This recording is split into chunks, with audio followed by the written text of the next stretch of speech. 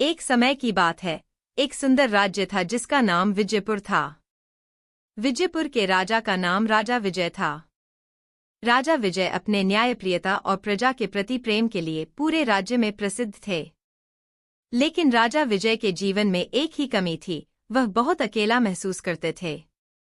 उनके पास सब कुछ था, पर सच्चे मित्र की कमी थी। एक दिन एक वृद्ध साधु राजा विजय के दरबार में आया। साधु ने राजा से कहा, हे राजा, मैं तुम्हारी परेशानी समझ सकता हूँ। मैं तुम्हें एक जादुई बांसुरी देना चाहता हूँ।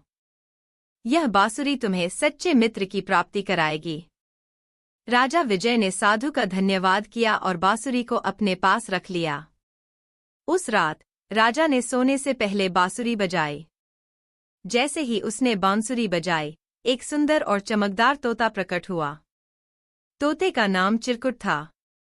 चिरकुट ने राजा विजय से कहा, हे राजा, मैं चिरकुट हूँ। इस बांसुरी की जादुई शक्ति ने मुझे यहाँ बुलाया है।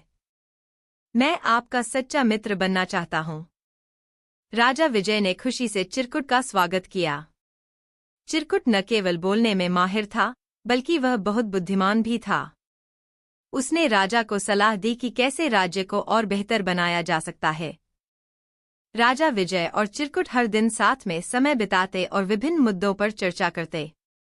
एक दिन राज्य में एक बड़ी समस्या आई। एक दुष्ट जादूगर ने राज्य पर हमला कर दिया और प्रजा को परेशान करने लगा। राजा विजय और चिरकुट ने मिलकर इस समस्या का सामना करने की योजना बनाई। चिरकुट ने राजा को जादूगर की कमजोरी के बारे में बताया। जादूगर केवल तभी पराजित हो सकता था जब उसकी जादुई शक्ति का स्रोत नष्ट कर दिया जाए। राजा विजय और चिरकुट ने साहस दिखाते हुए जादूगर के किले में प्रवेश किया और उसकी जादुई शक्ति का स्रोत, जो कि एक जादुई दर्पण था, नष्ट कर दिया।